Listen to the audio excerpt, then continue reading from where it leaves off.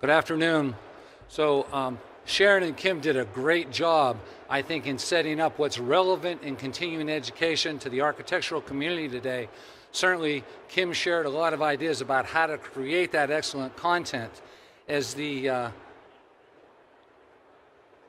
me go one more here.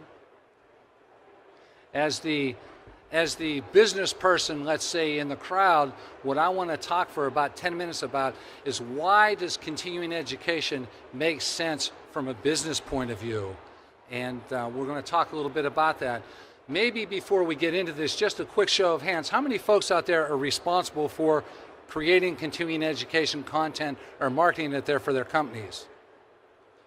And I guess we have some users out there, some folks that actually use continuing education, correct?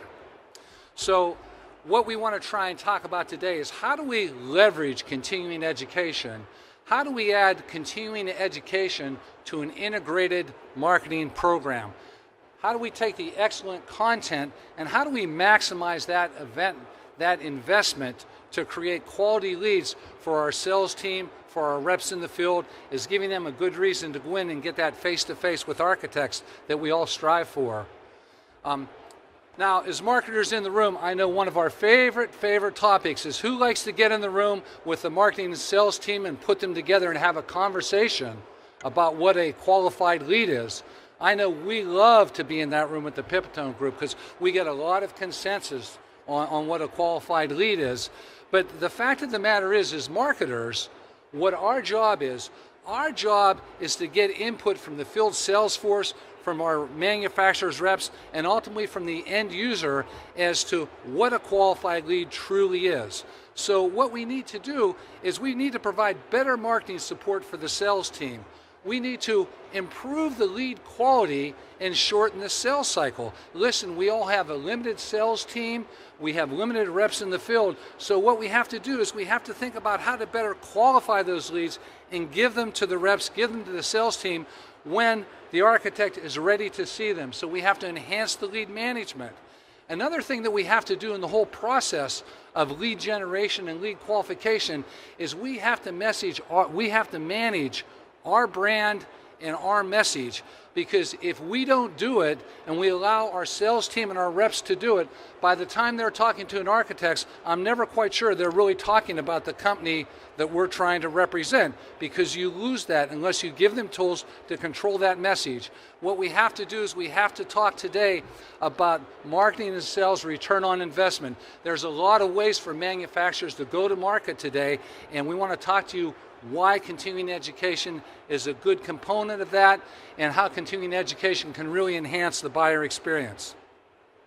So when we talk about integrated marketing today, all manufacturers today hopefully are practicing integrated marketing. So the question is, where the circle is, continuing education, where does that fit into the overall marketing mix? So the scenario is, if we have $100 to spend on outreach, on outbound marketing, on inbound marketing, what percentage of that should be continuing education? And I think based upon our experience and our clients' experience, some percentage of that marketing mix should go to continuing education. Now, here's a made-up scenario. This is not based on any real client work, but let's think about it like this.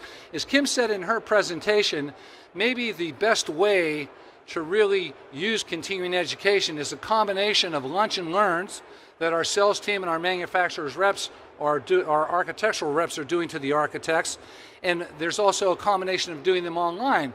So think about it like this. In fictitious company A, we have 10 sales reps in the field and they're doing 2 lunch and learns a month. They're doing 2 a month. So those 10 sales reps are actually making 240 visits a year.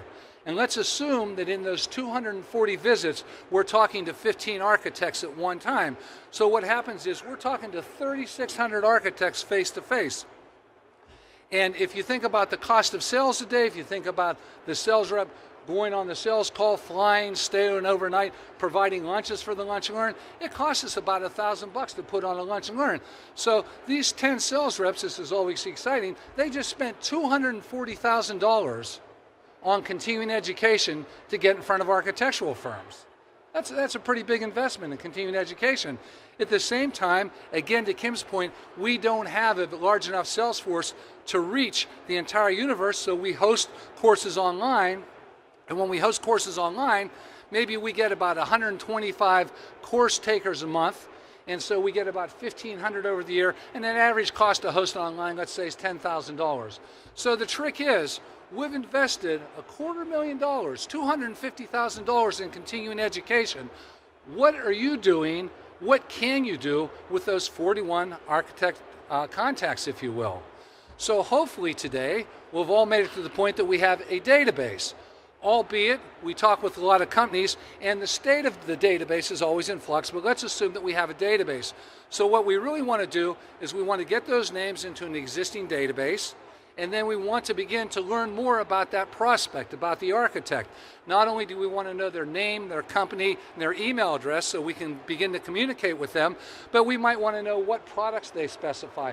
We might want to know a specific project. Another benefit of the Lunch and Learns, while we're educating architects, it's a great time for the field sales force to identify current projects.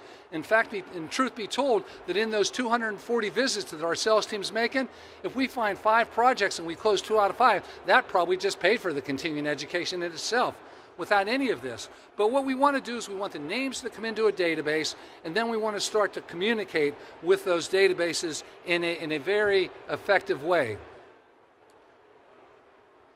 So this is a little bit dangerous because I'm not going to be on the panel with 2 architects. So we'll say these are make-believe personas. So for those of you that aren't familiar with the term persona, as marketers, we used to talk about demographics. Then we used to talk about psychographics. But then on the slide, you see pain points and trigger. So as soon as you start to add the pain points and the triggers, that really becomes the persona of the architect. So in one client scenario, not all architects are created equal. So one architect may be a design architect. And if you look at the design architect, you see what that value proposition is.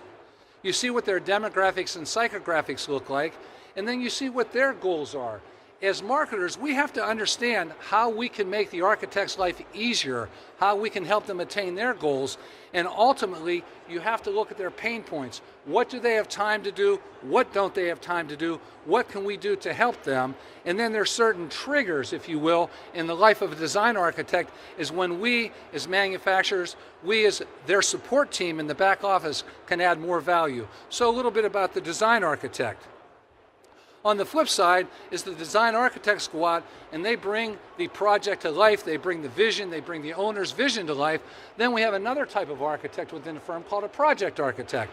The project architect works very closely with the design architect, but at the end of the day, the project architect really needs to bring that vision to life. He has to work with the design architect, and he's the one that's out. He's talking to the manufacturers.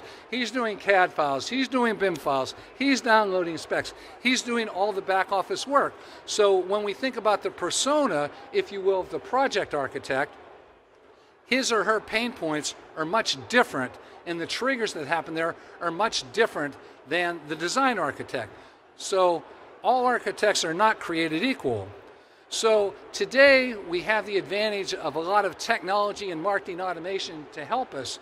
So what we try and work with our client teams to do is as we put architects into the system, we try and put them in a persona. Are they a design architect? Or are they a project architect? And sometimes we get that from the Lunch and Learn, and sometimes we get that from different responses that they do to some of the campaigns that we do. But ultimately what you can see in the design architect, we call these nurturing paths. What we do is we use technology to communicate in a planned way to the architect, to the design architect, throughout the life of the project. And what happens is that allows us to support our field sales force, the architectural reps and our sales team in the field, so they don't have to be worried about communicating on an ongoing basis with their time, so we can use marketing to help them and allow our team to call on the design architect at one of those trigger points at a certain time. And the same thing is true with the project architect. Again, we need to talk to both personas within the firm, but the way that we talk to the project architect, and the information that we give that project architect are much different than we give a design architect. And with each one of those emails and in this nurturing campaign, there's always a call to action that drives them back to the website to get some more information.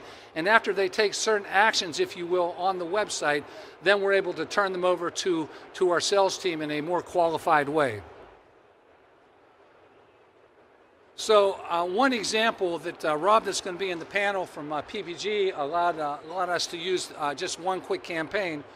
This is an ongoing CRM program that we do with Rob's group, and it's called the Glass Insider, and twice a month we send emails out to the architectural community. And what happens is we're driving them to an engine that we've built to their sample order system. And what we know within the glass specification process is once an architect orders a sample, they're actually closer to the project phase because they're starting to think about our project. So we drive them to the sample order system, and at that point we have a contact form on there where we're starting to build out their persona and collect that information.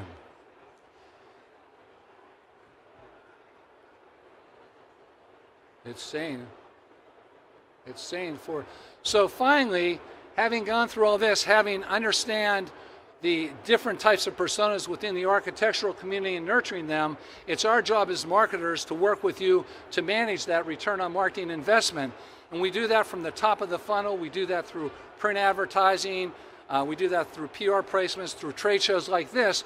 But if you come one step into the interest, if a group of architects actually took a continuing education course, they're maybe a little bit past the awareness phase. They're a little bit closer to the sales cycle, if you will. And so we're able to put them into the marketing funnel there and track them through their website visits, when they order samples, then actually get them into a specific project that we're then using technology to nurture them along the way until it's time for our reps to go in and help not only get the specification, but more importantly today, hold that specification. Thanks. Ned?